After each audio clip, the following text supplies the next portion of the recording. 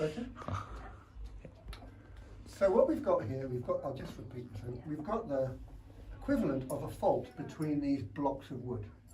So this one's quite heavy, these are smaller blocks, but what's going on is that there's continual applied tension or pressure going on between these blocks.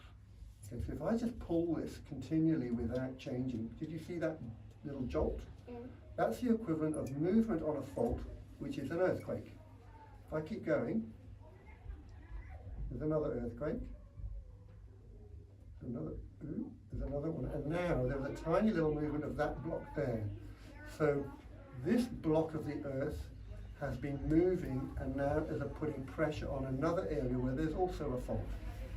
So if I keep going, you can see that sometimes they all move at once. Sometimes one moves and then the other moves. When one moves and the other one hasn't moved but suddenly moves afterwards, that's what we call an aftershock. Okay?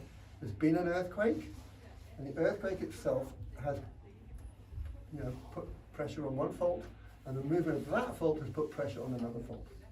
So this is just that little simple demonstration.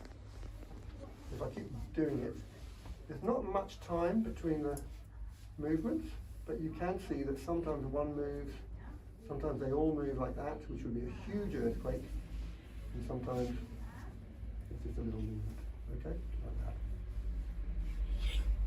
Yeah, boom, big one.